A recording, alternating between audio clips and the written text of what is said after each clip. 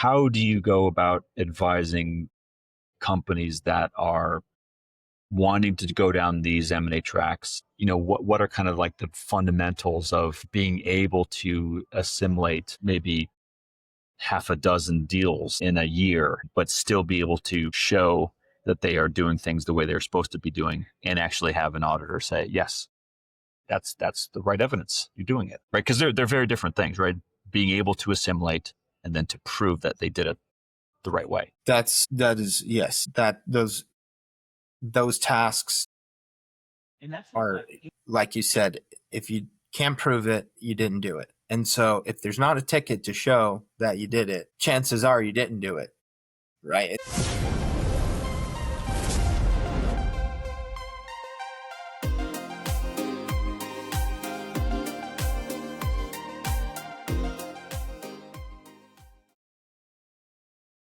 We are back in talking about M&A, mergers and acquisitions, and its impact on a managed services organization's compliance and internal security. And it may sound like an odd thing to bring up because most M&A discussions focus around how much money are you going to make? How much are the investors going to make, right? Things that are more financial in nature. And while those are very important things to pay attention to and to track, we here at MSP Alliance really focus on something completely separate, but very close to the goals of any activity, and that is compliance. Because we have seen quite a number of deals now over 25 years and can assess with a fair degree of accuracy how a combined resulting entity might operate and look like if they do certain things or they don't do certain things, as the case may be. And so bringing back our colleague, Chris Vio from our team, is going to give us some perspective of his own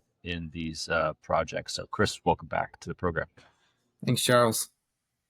Okay, so just a quick orientation. So according to, I believe this is a Tech Target study from Q4 2024, we had about a $2.2 billion market activity in MSP mergers and acquisitions. I think this is total transaction value is what I believe that number represents. So it's a huge number, right? 2.2 billion of mergers or outright acquisition. It's not like this is happening in an isolated bubble. Right. We see a lot of activity of this nature. Chris, do you want to give like your two quick sense of what you see in M&A? Yeah, with respect to the MSPs and the certified membership, we will see, generally speaking, an already certified MSP being acquired, and then the certified MSPs acquiring other less mature, more break-fix style shops to expand their business and revenue growth. And just a quick follow-up. It's I don't know if it's a split even down the middle, but there seems to be a good representation of both the certified MSP organization getting acquired, but also the certified organization doing the buying. And they both have some similarities. Like I've noticed, and maybe you have some specifics that you've seen, that even when the MSP organization is being acquired, there's a fair number of situations where that MSP is actually in a dominant position vis-a-vis the buyer, and they are the one that has a template and a maturity baseline that is far better than the company buying them, which is a bit odd. Yeah, when you think about it. It is interesting because they are inheriting mature processes, and so when the buying MSP is purchasing an MSP that's already been certified through any one of the cyber frameworks or chiefly the UCS, then they are just plugging and playing that revenue stream right into their business practice. And oftentimes that compliance is going to go bottom up rather than top down.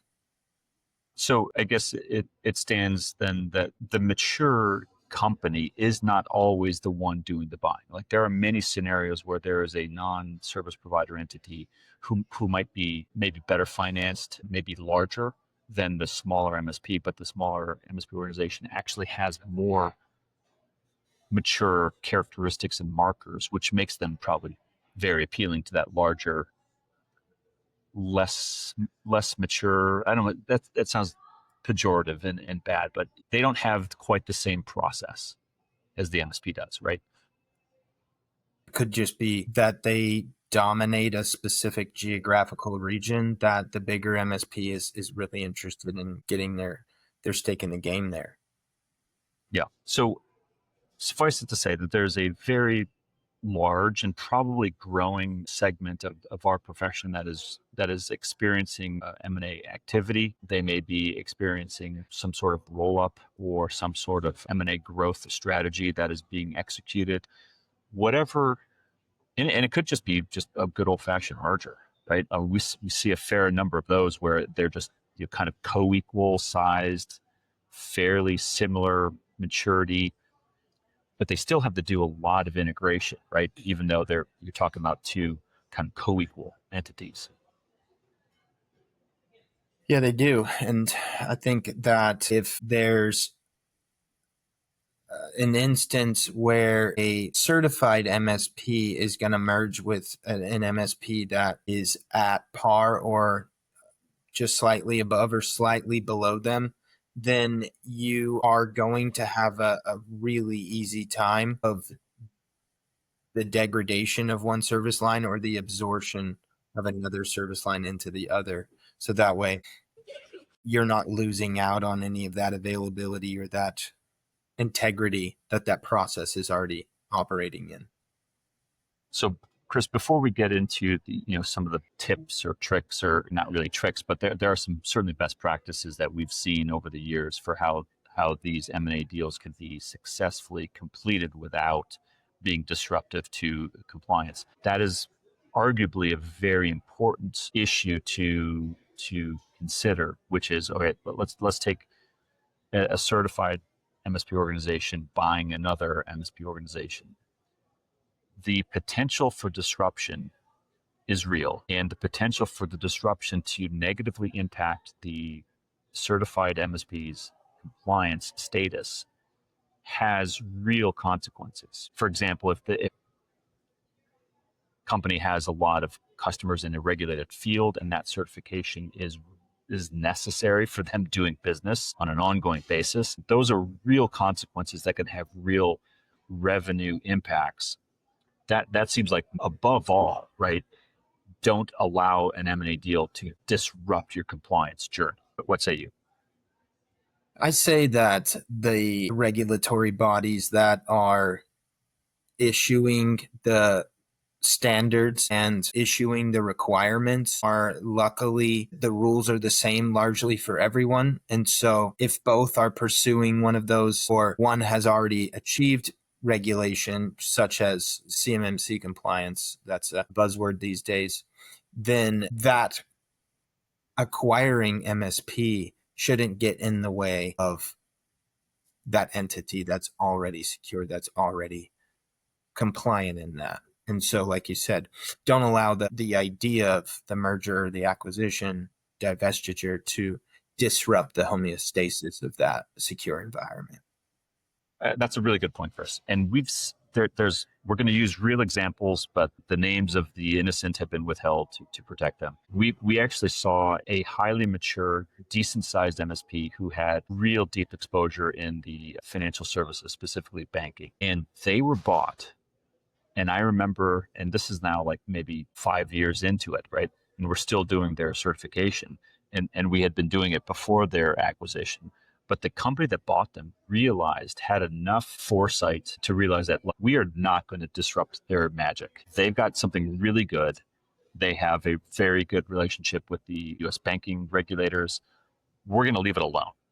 And that was, I think, a really good show of restraint that has not always been the case, when you see other M&A deals. But that one example I thought was a really good one that should be a marker of, or template for all others to follow. Yeah, and if I agree. I do recall that their cyber verify is and was one of the reasons for that, and has been such a staple in the ongoing effort to maintain that. Yeah. Yeah. So making sure that you don't disrupt an existing compliance status, either on the side of the seller or the buyer or one of the merged entities. I think that that is before you do anything else, that's something that you really need to consider. Let's turn our attention to another common outcome, which is either the merger of two equals or the buying entity is going to absorb the seller. And what does that look like from both an entity where they may have, one of them has already been certified, or when they're coming together and there's going to be someone has a process for backup, someone else has a process for backup. You can't have both. Which one is going to remain? How do you see that shaking out? The better one remains. I wish Just that that were. simple, right? Yeah, I wish it were that simple, Charles. I wish that were the answer. But the reality is if both backup services are serving the same vertical, then there's a decommissioning process of one tool, one service provider, and an onboarding of those into the new service provider. And that's more than likely the scenario. Rarely are they both using the same server, or they're using on-prem versions of their backup and or using the same exact service provider to provide those backups in the case of that merger scenario. No, there's someone out there listening to this right now who's saying, but wait, why wouldn't it be better if we have two different vendors for backup and we offer two different kind of products for backup? Why isn't that the model for moving forward? What's wrong with that approach? It's like you said, it sounds really good in theory. In reality, we have limited number of resources, limited bandwidth, and there's a standardized procedure that's taking place. And oftentimes, the top level of governance or strategic leadership isn't going to be aware of sequences that take place. And so you can get some mixed messaging in sales and marketing, and ultimately just delivering the commitment you make to the client using two Yeah. different processes. And just as a footnote, that isn't to say that you can't have multiple service lines that back up data, right? But you might have something that's like a desktop or an endpoint, and you might have one that's more cloud or application that's hosted, right? But I think what we're talking about is there's really no need to have completely duplicative overlapping service lines as a result of a merger or an acquisition, because that's really going to get you into trouble at some point from a compliance standpoint. Yeah, it's unavoidable in a lot of scenarios, like you just said, but a strategic goal to sunset one and onboard the other should be the ultimate outcome. Let me turn to a very frequently asked question, which is, Chris, we just bought this company. We're in the process of closing them. In the next 90 days, we're going to be doing our integration. Should we wait to renew our certification, or should we do it now? And basically, the question is, how do we handle the integration of that new company so that it doesn't disrupt what we do? It's a fairly common scenario. What's some of your guidance to those types of questions?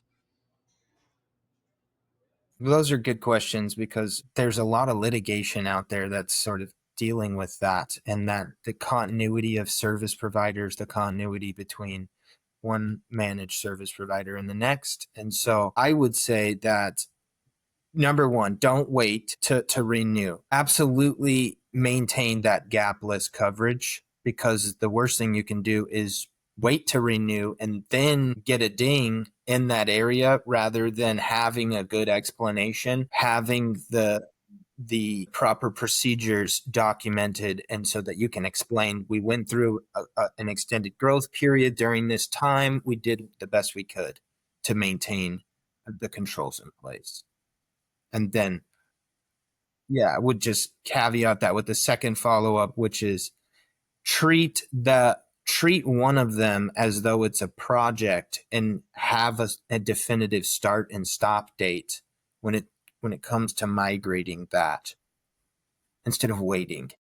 That's an interesting point. So we are not saying, I don't think we're saying that you should just throw out everything that belongs to a seller that you're integrating in. Because there are scenarios where we've seen bits and pieces of a much smaller organization that are actually superior to the buyer's organization's controls. And so it isn't just the bigger entity is going to win, the smaller entity is going to lose. There could be very subtle approaches to what carries over, but there has to be a process and a deliberation, does there not, of Yes. what's going to reign supreme?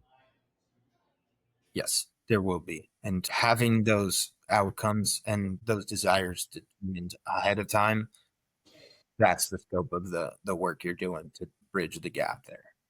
What about scenarios where we've seen not quite a roll up, but a period of very aggressive growth, and specifically a period of very aggressive growth? There are, I know that we've seen a handful of, you know, I don't say near misses, because a couple of them were not misses, right? We had some, some kind of failures, or in our industry, or their qualified opinion outcomes, where by external measure, you would look at an organization like that and say, wow, they're really doing well. They're like growing really fast. And isn't that something to be proud of? And yet, when you look at that entity from the inside, from a compliance lens, it's a really different result.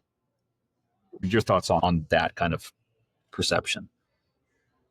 Yeah, I can think of a couple, but the analogy of a swan comes to mind, because a swan, when it's floating on the lake, is beautiful and it's got this majestic appeal to it. But if you were to look just underneath, its legs are kicking so hard to keep it above water, to keep it floating.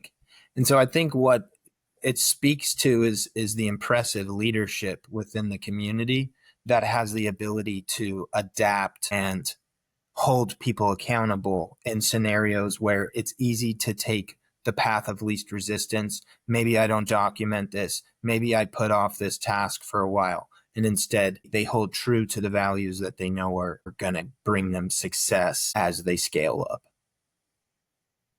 Yeah, and that's a really good analogy. I hadn't thought about it like that, but I think that's very appropriate to how some of these organizations, they look good from the surface. Under the surface, it's struggle, right? It's near drowning, and that's not a good outcome.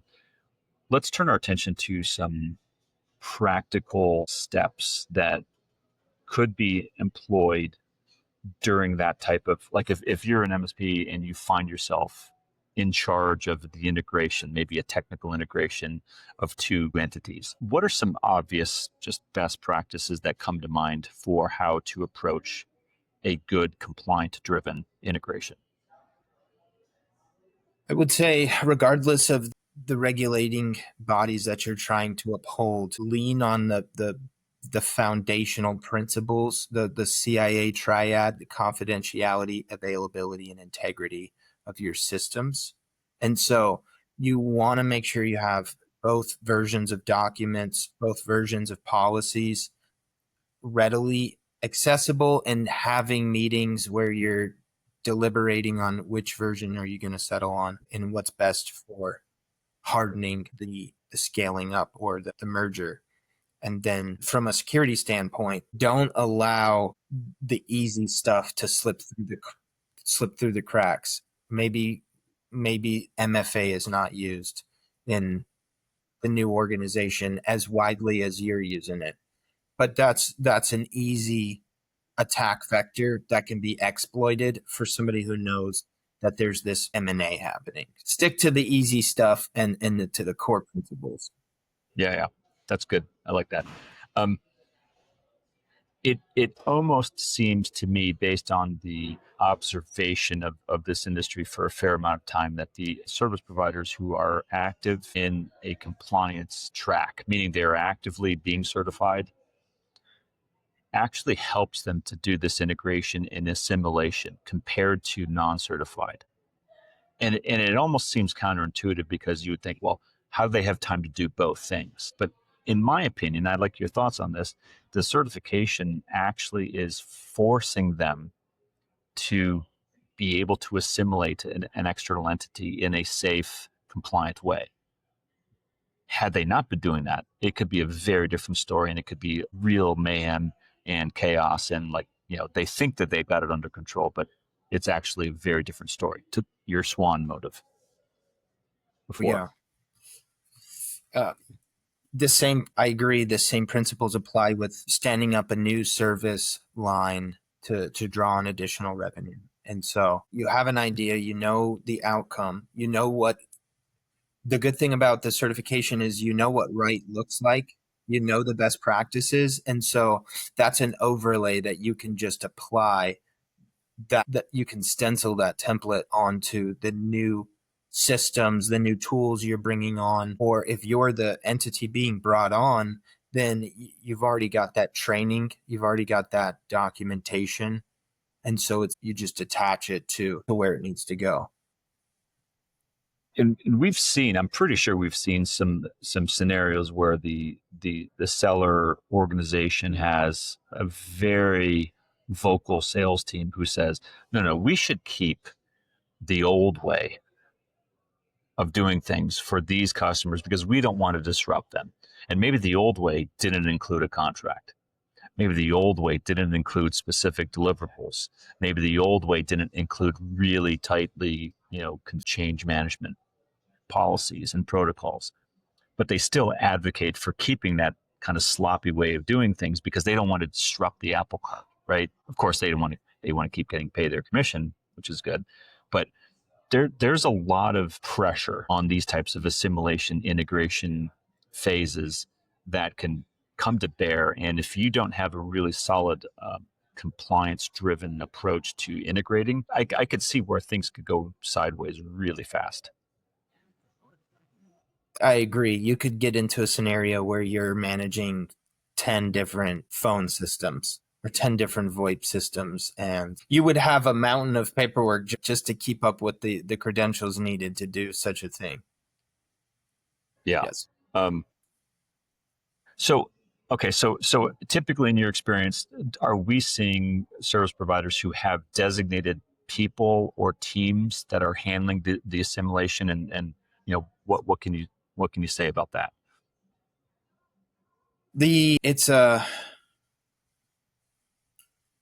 It certainly falls to the technicians to do what they're supposed to be doing, so that the team tasked with that, whether it's the merger team or whether it's ultimately an incident team, because a lot of times you may treat mergers or the decommissioning of tools as incidents. So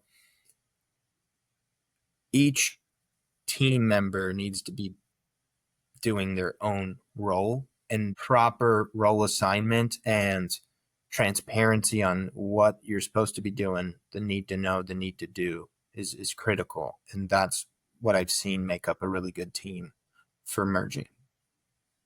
Yeah, I think that's good advice. It seems like there would be a higher likelihood that these types of teams are driven by the business people and not by the technical people. Correct me if I'm wrong, but you would want, as you just said, a lot of technical influence in that assimilation, because if they're not there, you're going to have probably some bad results if you just let the finance people deal with it. Not to rag on the finance people, but they're not technical. Right. Well, and that's the world we find ourselves in, is, technology used to save us time, but now we use technology to make money. And so sometimes the shiniest, newest object, or the old favorite that's in the sandbox, and you don't want to get rid of it because it's your favorite, that has to be the first to go, or the first not to come on board. It's a good point. That's a really good point. Yeah. So for an MSP out there looking to acquire, you would advise them to remain in a compliant status, number one.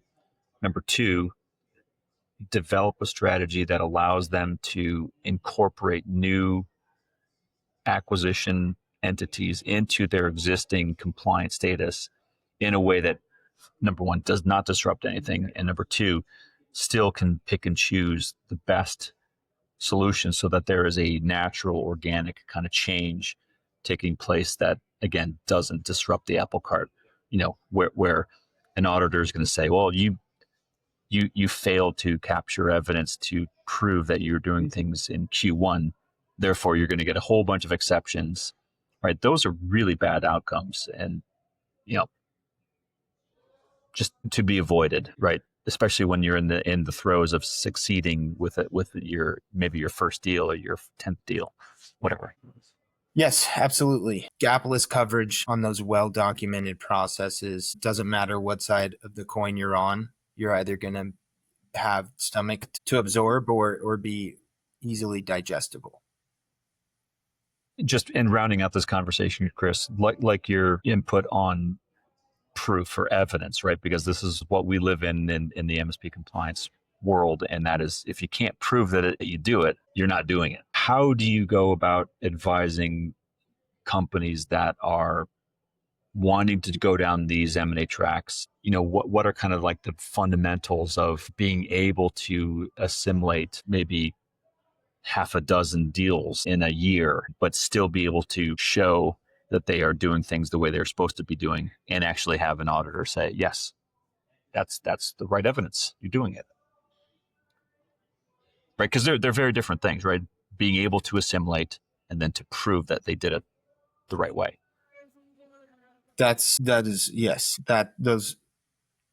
tasks are, like you said, if you can't prove it, you didn't do it. And so if there's not a ticket to show that you did it, chances are you didn't do it, right? And so categorization of your suite is critical there. That's a best practice, and the ability to properly configure and document the configurations made. You will be successful. If you do nothing but those two things, plus document, plus have it in the contract, then most likely you can evidence that. Yeah, I think that's a good point. So it can be done. You can grow and you can assimilate, integrate, and have a pretty good transaction cadence that is not disruptive to your compliance. You do have to pay it. It has to be intentional, does it not? It's not just going to happen by accident. Someone has to be guiding this process for it to happen. True? True. It does. And it doesn't require a full compliance team. It just requires somebody who's diligent and has the right tools. Good answer. And if you have questions about this and you want to know how we advise MSPs to do it, give us a call. We'll talk you through it, and we can probably even save you a bunch of headache and make your life, if not a lot easier, then certainly measurably easier, I would think. There's a good way to do it, and it can be done. I think that's the good takeaway. Absolutely. Until next time, keep growing, keep assimilating, and stay compliant.